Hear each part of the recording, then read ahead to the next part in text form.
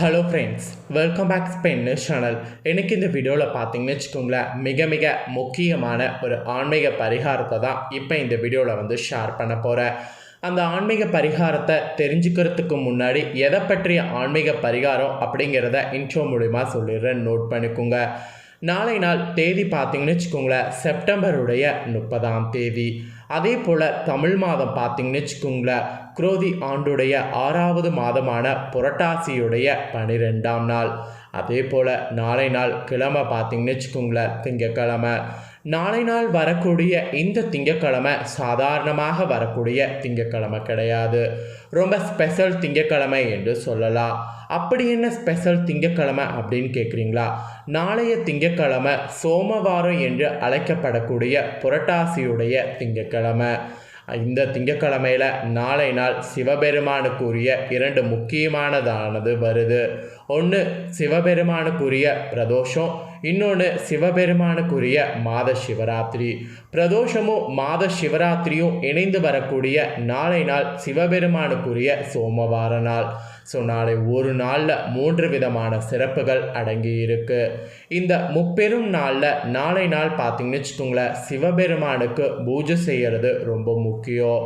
அதிலும் சிவபெருமானுக்கு பர்டிகுலராக இந்த சிறப்புமிக்க இலைகளை கொண்டு அர்ச்சனை செய்கிறது நம்ம தலையெழுத்து மாறும் என்று சொல்லப்படுது. நம்ம தலையெழுத்து மாற நாளை நாள் சிவபெருமானுக்கு எந்த இலைகளை வைத்து அர்ச்சனை பண்ணும் அப்படிங்கிறத தான் இப்போ இந்த வீடியோவில் பார்க்க போகிறோம். இந்த வீடியோ ரொம்பவே யூஸ்ஃபுல்லாகவும் ரொம்ப இன்ட்ரெஸ்டாகவும் இருக்கும். கண்டிப்பாக வீடியோ பார்க்கக்கூடிய அத்தனை பேரும் வீடியோ ஸ்கிப் பண்ணாமல் பாருங்கள். இந்த நாளில் எந்த மாதிரி சிவனை 6 இலைகளை கொண்டு வழிபட்டு வந்தால் செல்வம் செழிக்கும் அப்படிங்கிறத தெரிஞ்சு அந்த இலைகளை கொண்டு நாளை நாள் சிவனை ஆராதனை பண்ணுங்க. வாங்க, அது என்ன இலைகள், அதை எப்படி பயன்படுத்தணும் அப்படிங்கிறத எல்லாம் இப்போ பார்க்கலாம். பொதுவாக சிவனை ஆதியோகி என்றும் இந்த பிரபஞ்சத்தில் முதலாக தோன்றிய கடவுள் என்றும் கூறப்படுது. சிவன் கடவுள்தான் யோகங்களை கண்டுபிடித்தவர் என்றும் மனிதன் இறைபக்திக்குள் உயர இவரே விதிவித்திட்டவர் என்று சொல்லப்படுகிறது. மேலும் சிவன் தன் உலகையும் உயிரையும் படைக்க காரணமாக நம்பப்படுது. ஓம் ஓம் நமச்சிவாயா சிவசிவ வார்த்தைகள் ஒருவருக்கு சிவதரிசனம் கிடைக்க அதிகமாக உதவி செய்யக்கூடிய மந்திரம். சரி, சிவனை நாளைய இந்த ஸ்பெஷல் நாளில் எந்தெந்த இலைகளை கொண்டு வழிபட வேண்டும் என்பதை தான் இந்த வீடியோவில் சுவாரஸ்யமாக பார்க்க போகிறோம். ஸோ இந்த இலைகளை கொண்டு நாளை நாள் சிவபெருமான வழிபாடு செய்தால் என்ன பலன் கிடைக்கும் அப்படிங்கிறதையும் பார்க்க போகிறோம். ஸோ இந்த வீடியோ இதுமே தான் நீங்கள் ஸ்கிப் பண்ணாமல் பார்க்கணும். வாங்க, என்ன இலைகள் அப்படிங்கிறத பார்க்கலாம். ஃபஸ்ட்டு ஆலை இலையை பயன்படுத்தி அர்ச்சனை செய்யணும் என்று சொல்லப்படுது. ஆலமரம் பார்த்தீங்கன்னு வச்சுக்கோங்களேன், அழிவில்லாத நிலையை கொண்டிருப்பதாக புராணங்களில் கூறப்படுது. ஆலமரத்தின் அடியில் பெரும்பாலும் சிவலிங்கம் காணப்படுகிறது. இதனால் ஆலமரத்தின் இலையை கொண்டு சிவலிங்கத்தை நாளை நாள் பூஜை செய்து வந்துறவங்களுக்கு நீண்ட ஆயுள் பார்த்தீங்கன்னு வச்சுக்கோங்களேன் பெற முடியும். எந்த கெட்ட சக்திகளும் கிட்ட நெருங்காது. உங்களுக்கே ஒரு மாதிரி நெகட்டிவாக இருக்குது அப்படின்னு சொல்கிறவங்க நாளை நாள் ஆலமர இலைகளை ஒரு 11 பைத்துட்டு வந்துடுங்க. அதாவது 11 எடுத்துகிட்டு வந்துடுங்க.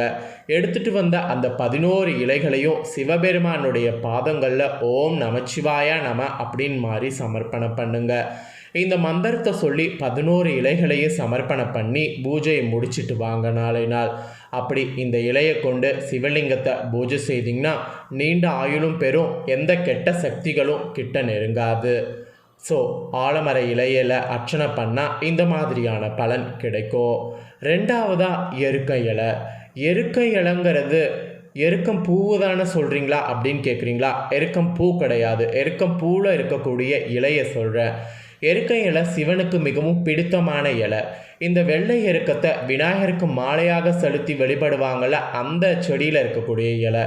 இந்த எருக்கம்பூ மற்றும் இலையை கொண்டு சிவனுக்கு நாளை நாள் வைத்து வழிபட்டு வந்தீங்கன்னு வச்சுக்கோங்களேன், உங்களுக்கு ஏற்படக்கூடிய உடல் ரீதியான பிரச்சனைகள் நீங்கும். மேலும் மனநோய், மன அழுத்தம் அனைத்தும் நீங்கிவிடும். அதனால் எருக்க இலையை கொண்டு நாளை நாள் சிவபெருமான அர்ச்சனை பண்ணி பாருங்கள். இப்போ இருக்கக்கூடிய காலகட்டத்தில் அதாவது ப்ரெஷருங்கிறது நிறைய பேருக்கு இருக்குங்க. ஏன் எதுக்கு அப்படிங்கிறதெல்லாம் தெரியாமல் ஸ்ட்ரெஸ்ஸுங்கிற வார்த்தை தான் நிறைய பேர் யூஸ் பண்ணுறோம். இப்படி இருக்கக்கூடியவங்க எல்லாமே உங்கள் ஸ்ட்ரெஸ் எல்லாம் சரியாகணும்னு நினச்சிங்கன்னா நாளைய ஒரு நாள் மெனக்கெட்டு எருக்க இலையை எப்படியாவது கண்டுபிடித்து எருக்க இலையை 11 கொண்டு போய் சிவபெருமானுடைய பாதங்களில் ஓம் நமச்சிவாய நம அப்படின்னு சொல்லி சமர்ப்பணம் பண்ணுங்க. அப்படி நீங்கள் பண்ணி பாருங்கள். அடுத்து வரக்கூடிய பிரதோஷத்துக்குள்ளே சில மாற்றங்கள் உங்களுக்கு உணர முடியும். மனநோய் மன அழுத்தம் அனைத்தும் நீங்கி நல்ல சௌபாக்கியத்தோடு மன ரீதியாக வாழ முடியும். அதனால் எருக்க இலையை கொண்டு அர்ச்சனை செய்து பாருங்கள். அடுத்தது மூன்றாவதாக அரச இலை. அரச இலைங்கிறது ரொம்ப முக்கியமான இலையாக கருதப்படுது. அரச மரத்தில் தான் பிரம்மா விஷ்ணு சிவன் ஆகிய 3 பேர் இருப்பதாக ஸ்கந்த புராணத்தில் சொல்லப்படுது. இந்த அரச மரத்தின் இலைகளை கொண்டு 4 நாள் சிவனை பூஜை செய்கிறது ரொம்ப விசேஷம். இப்படி 4 நாள் பூஜை செய்தீங்கன்னு வச்சுக்கோங்களேன், நமக்கு அண்டி இருக்கக்கூடிய நோய்களும் சனிதோஷமும் குறையும். அதனால் அரச இலையை 4 நாள் பயன்படுத்துங்க. அரச இலை எல்லா இடங்கள்லையுமே இருக்கக்கூடிய ஒரு இலை. இருக்கிறதுலே ரொம்ப முக்கியமான இலைனா இந்த அரச இலை தான் சொல்லப்படும். அரச இலையில் இருக்கக்கூடிய பவர் தான். அரச இலையில் பூஜை செய்யும்போது எப்பேற்பட்ட தோஷங்களாக இருந்தாலும் தோஷம் குறையும். மெயினாக அண்டி இருக்கக்கூடிய நோய்களும் சனி தோஷமும் குறையும். இது குறையணும்னு நீங்கள் நினச்சிங்கன்னா நாளை நாள் சிவபெருமானுக்கு அரச இலையில் நீங்கள் அர்ச்சனை செய்து பாருங்கள். அடுத்ததாக 4வதாக எந்த இலை கொண்டு அர்ச்சனை பண்ணும் அப்படின்னு பார்த்தீங்கன்னா மாயிலை. எப்போதுமே வீட்டில் மாவிலையை தோரணமாக கட்டி தொங்க விட்டால் அதிர்ஷ்டம் பெருகும் என்று சாஸ்திரத்தில் சொல்லப்படுது. இந்த மாவிலை இந்துக்கள் புனிதமாக கருதப்படக்கூடிய முக்கியமான இலை. இதன் புனிதத்தை பற்றி ராமாயணம் மகாபாரதம் போன்றவற்றெல்லாம் கூறப்பட்டிருக்கு. மாவிலை கொண்டு சிவனை பூஜை செய்து வந்தால் வீட்டில் செல்வம் செழிக்கும்.